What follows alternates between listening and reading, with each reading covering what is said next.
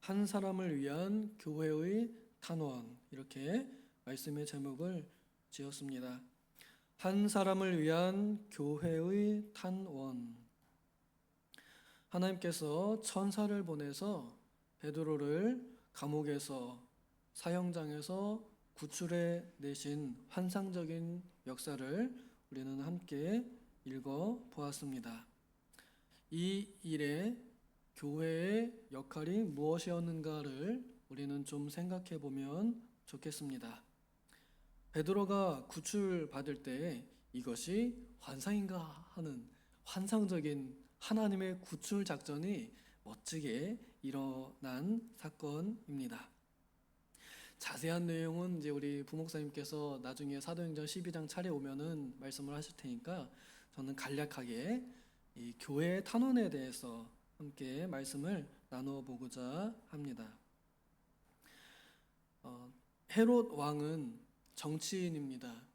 그는 자기가 다스리는 사람들의 지지를 받아야 자신의 이 정치적 힘이 있기 때문에 자기를 지지하는 사람들을 위한 정치를 하는 그런 구부러진 정치인입니다. 못됐죠? 정치인이라 하면, 지도자라 하면 응당 모두에게 똑같이 대해야 하고 또 모두에게 공평한 정치를 해야 할 텐데, 자기를 좋아하는 사람만 위한 그런 이 정책을 내는, 또 그런 정치를 하는, 그런 다스림을 하는 나쁜 정치인입니다. 예수님을 또 싫어하기도 하고 또 예수님과 관련된 사람까지도 다 싫어합니다. 왜냐하면 자기를 지지해주는 이 유대인들, 권력자들, 이 기득권자들이 예수님을 싫어했기 때문에 그렇습니다. 개인적인 감정은 어떨지 모르겠으나 결과적으로는 그렇습니다. 자기를 좋아하는 자기의 팬들을 위한 그런 정치를 하는 나쁜 지도자입니다. 그래서 예수님을 박해하고 예수님의 제자들도 박해하고 예수님 믿는 예수쟁이들도 다 박해를 했고, 이젠 도를 아주 지나쳐서 그 사람 죽이는 것을 아무렇지 않게 생각합니다. 사람 죽이는 걸 좋아했습니다. 왜냐하면 자신을 지지하는 팬들이 사람 죽이는 걸 좋아했기 때문에 그렇습니다. 살인자들을 위한 정치를 한 것입니다. 사람 목숨 참 귀한데 사람 죽이는 걸 아무렇지 않게 여기는 무리와 단체가 예수님을 십자가에 못 박아 죽인 지도자들이었고요. 그 다음에 이제 유대교 사람들입니다. 야고보, 그러니까 제자 야고보입니다. 요한의 형제 제자 야고보. 예수님을 참 오랫동안 잘 따라왔던, 그래서 그 예수님의 보좌 우편 혹은 좌편에 앉을 만한 그런 이 제자인데, 이 사람을 체포해서 그 사람을 이제 목을 베었습니다. 헤롯이 여기는 손을 들었다, 또 바른 성경에는 손을 댔다 이렇게 표현하는데, 그 사람이 손 쓰는 거는 사람을 죽이는 일에 손을 씁니다. 그래서 세례자 요한을 목을 베어서 접시에 담아가지고 이렇게 한 것처럼 이 야고보도 참수형을 집행했던 것 같습니다. 이 사람들이 호락호락하게 그냥 날 잡아 가두셔 있겠습니까? 굉장한 첫 버전, 우리 옛날 그 독립영화, 독립 이 영화 보면은 되게 이렇게 밀정도 많고, 또 첫 버전 하면서 누가 어디 숨어 있다더라, 가서 잡아라, 막 일본 경찰한테 이르고 이런 것들 있잖아요.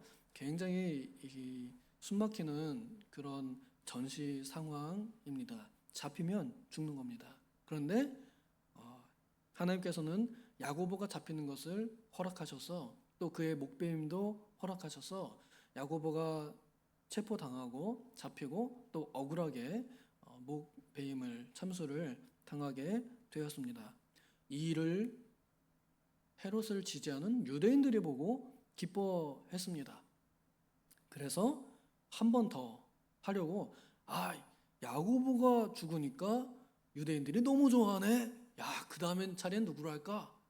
헤롯에겐 이게 정치 방향이 됐습니다. 그래서 그러면 베드로를 잡아야겠다 해가지고, 베드로도 이 제자들 중에서 대표자격이잖아요. 주는 그리스도시요, 내가 이 반석 위에 교회를 세우리니 천국 열쇠를 너에게 맡기리니 하는 그런 대단한 제자였습니다. 그러니 이제 베드로만 잡으면 이제 내 정치 기반은 더 탄탄해진다 해서 정치적으로 개인적인 감정은 모르겠습니다만 베드로도 잡아 죽여야지 하는 굉장히 사람 죽이는 것에 아무렇지 않은 그걸 기뻐하고 즐거워하는 그런 악한 일을 하게 되었습니다. 그래서 또 첫 버전 이렇게 들어가가지고 야 베드로 어디 숨어 있냐 알아봐라 이러면서 이 경찰들 보내가지고 결국에는 베드로도 들켜서 잡았습니다. 그걸 보면은 이 사람들은 뱀처럼 지혜롭지 못하고 비둘기처럼 순결하게만 한 사람이었던 것 같습니다. 또 하나님께서 허락하셨기 때문에 잡혔겠죠. 그래서 베드로도 잡히고 옥에 갇혔는데 베드로도 이때 야고보가 죽었으니까 자기도 뭐예요? 당연히 죽을 줄로 이제 생각하고 어차피 죽을 거니까 잠이나 자자 그랬나 봐요. 그래서 감옥에서 잠을 잘 잤습니다. 베드로가 죽음을 초월한 믿음을 가졌다는 것을 우리에게 보여줍니다.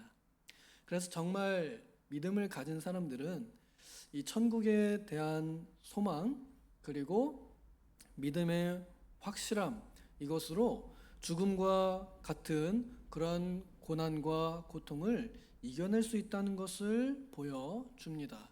베드로가 잔 건 그냥 도망다니다가 피곤해서 잔 게 아니에요. 믿음으로 잠들기도 한 겁니다. 그래서 내가 주님 안에서 잠들기도 하고 주님 안에서 깨기도 할 것입니다. 주님 내가 형장의 이슬로 사라진다 할지라도 목베이는 그 순간에도 나는 여기서 눈 감고 천국에서 눈을 뜰 것입니다 하는 그런 마음 가지고 잡힐 때도 막 무서워가지고 참 이제 난 죽었다 이게 아닐 겁니다. 예수님께서 그 체포 당하실 때 딱 한 발 내디디면서 내가 예수다 나를 잡아가라 하는 것처럼 베드로도 당당하게 아이고 잡힐 때는 그렇게 잡혔을 것 같고 투옥 당할 때에도 어이 죽일 테면 죽여라 이러면서 투옥되지 않았을까 생각이 됩니다. 이렇게 베드로 사도가 투옥되어 있는 동안에 마리아 교회 예루살렘 교회 교인들은 뭐 하고 있었느냐? 여기 5절 우리 다 같이 한번 읽겠습니다. 시작. 이에 베드로는 옥에 갇혔고 교회는 그를 위하여 간절히 하나님께 기도하더라. 오늘 제목에 제가 탄원이라는 단어를 썼지요. 교회는 베드로의 투옥 사건을 위해서 열심히 하나님께 탄원서를 제출했습니다. 이 기도가 얼마나 오랫동안 되었느냐면 베드로가 죽는 날까지 하려고 했던 것 같아요. 그래서 그 다음날 베드로가 감옥에서 나와가지고 막 예루살렘 교회 문을 두드리는데 막 그 마리아 교회 집에 문을 계속 두드리는데 이 사람들이 기도하느라고 그걸 제대로 잘 못 들었던 것 같아요. 그만큼 간절하게 하나님께 기도했습니다. 그랬더니 하늘에서 천사가 내려와 갑자기 천사가 나타나서 감옥을 비추고 그리고 베드로를 쳐서 깨우고 그에게 띠를 띠라 신발을 신어라 겉옷을 입어라 밖으로 나가자 하고 나를 따라와라 안내하면서 문을 다 열어 제끼고 베드로를 자유의 몸으로 풀어주게 되었습니다. 그의 손과 발에 묶여있던 사람의 힘으로는 풀 수 없는 쇠사슬도 제한도 한계도 다 풀어서 자유로운 몸으로 세상에 다시 내보내 주었습니다. 이것은 제가 보기에는 출전 준비를 시킨 것 같아요. 그래서 전쟁터로 다시 내보낸 것 같습니다. 전시 상황이잖아요. 잡히면 죽는다예요. 그리고 선포하면 이긴다입니다. 베드로가 한 번 설교할 때마다 수천 명씩 회개한 거 아시죠? 베드로는 그만큼 파급력이 있는 이 힘이 있습니다. 그러니까 영적인 전투에서 보면 사실 헤롯은 그냥 꼭두가시일 뿐이고 그 뒤에는 마귀가 이 일을 하지 못하게 막고 있는 중이죠.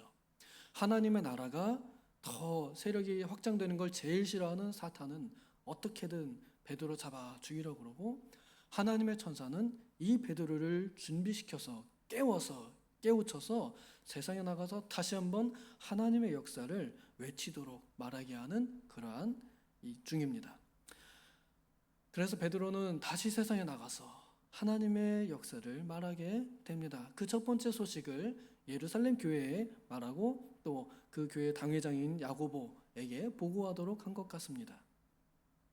저는 이 역사가 어떻게 일어날 수 있었는가 하는 것을 생각해 봅니다.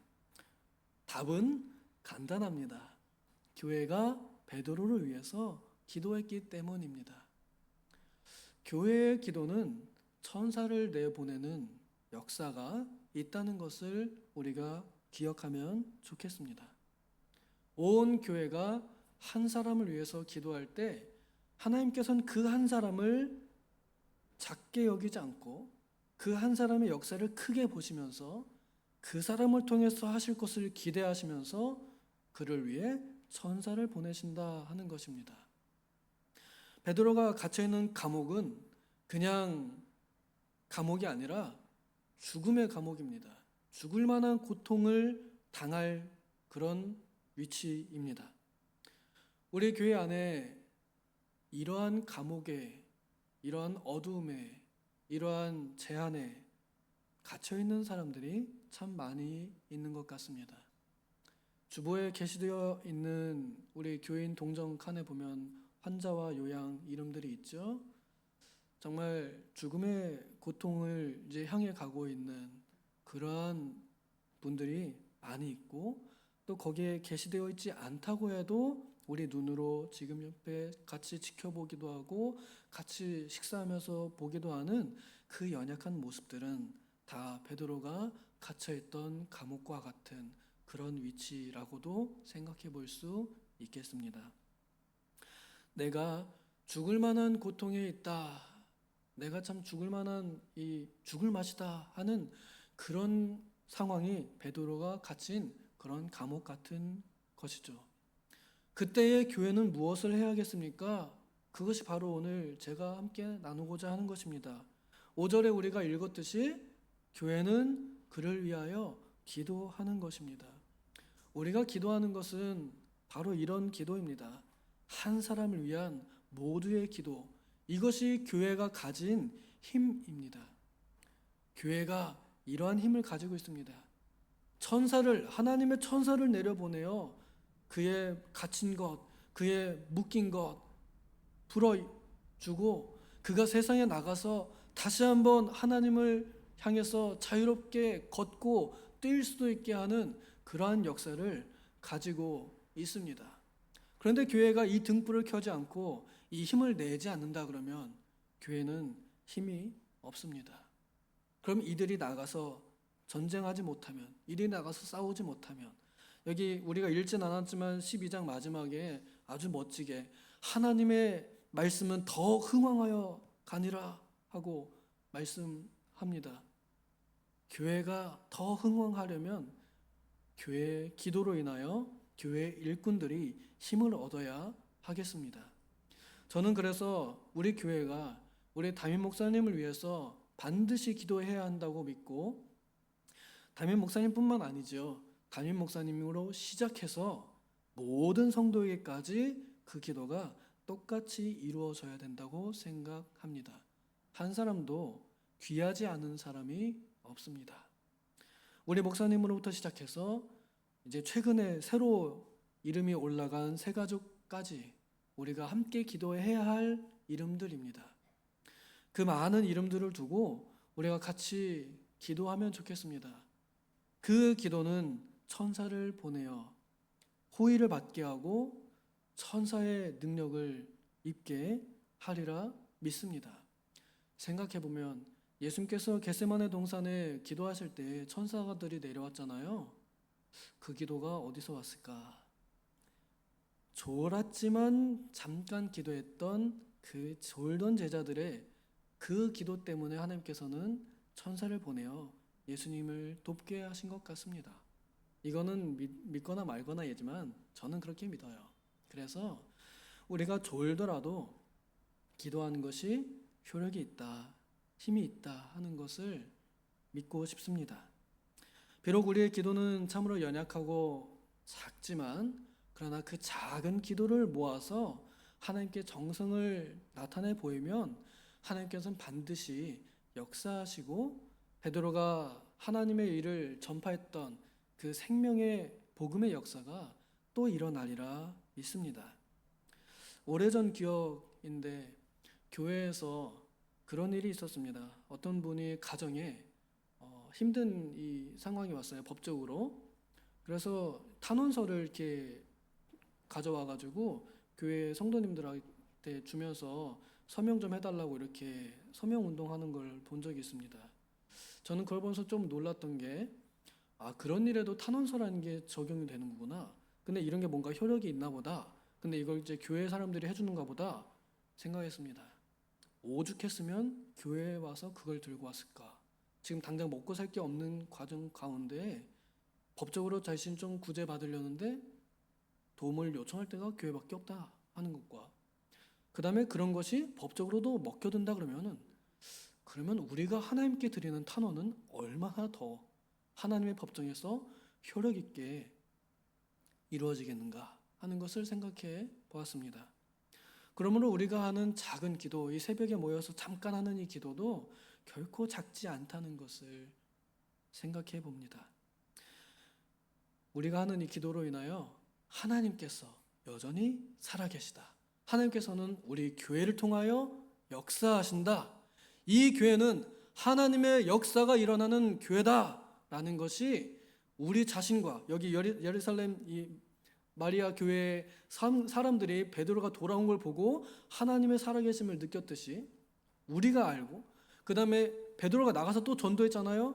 그를 대적했던 대적들 유대인들이 보고 놀라고 세상 사람들이 이 교회에 하나님이 살아계시구나 하는 것을 증명하는 그런 역사가 일어나기를 소망합니다.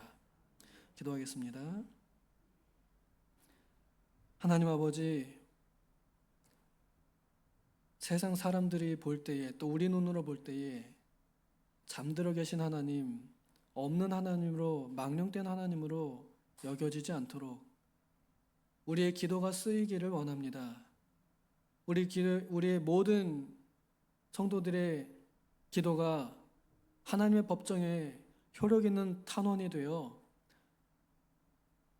모든 성도들에게 똑같이 기도하며 간절히 구하여서 하나님 천사의 호의가 그 천사의 능력이 하나님의 능력이 이 교회를 통하여 작은 자들에게까지 그래서 모든 지체에게까지 나타나기를 원합니다. 하여 죽음의 감옥 같은 그러한 어려움과 연약함과 고통 속에서 힘을 얻고 벗어나고 자유롭게 되고 하나님의 일을 다시 할 수 있는 예배자로 세워지기까지 우리 교회가 기도하기를 멈추지 않고 기도하기를 포기하지 않고 기도하기를 더욱 기대하는 우리 교회가 되기를 소망합니다. 주님, 우리 이 새벽의 작은 등불을 계속 켤 수 있게 하신 것 감사하며 오늘 금요 기도회에도 우리가 많이 나와서 우리의 작은 등을 켜서 어두운 세상을 비추는 기도하는 교회, 기도의 등불을 켜는 교회, 기도의 횃불이 타오르는 교회 되게 하여 주시옵소서. 감사드리며 예수님의 이름으로 기도하옵나이다. 아멘.